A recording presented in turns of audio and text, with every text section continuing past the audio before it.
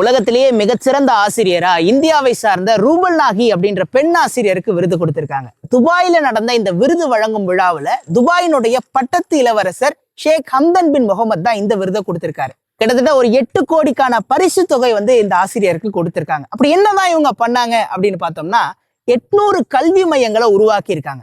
எங்கன்னா கல்வியே படிக்க முடியாத சூழல்ல இருக்க மாணவர்கள் இருக்காங்க பாத்தீங்களா, அவங்க இடங்கள்ல எல்லாம் கல்வி மையங்களை உருவாக்கி கிட்டத்தட்ட 10 லட்சம் மாணவர்களை கல்வி பயன் அடைய வைத்திருக்கிறார் ரூபல் நாகி.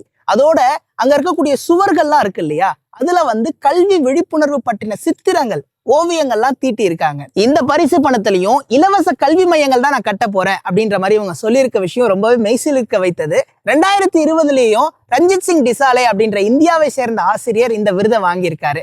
இப்போ இவ்வளவு பெரிய புரட்சியை செய்த, எல்லாரையும் வியக்க வைத்திருக்கிற ரூபல் நாகி அவர்களுக்கு ரொம்ப பெருமையும் வாழ்த்துக்களும் கூட. உங்களுடைய ஆசிரியர்கள் யார் உங்களுக்கு ரொம்ப பிடித்தவங்களா இருக்காங்களோ அவங்க பேரை கமெண்ட்ல மென்ஷன் பண்ணுங்க. அவங்களுக்கும் இந்த நல்லாசிரியர் விருது சமர்ப்பணமாகட்டும்.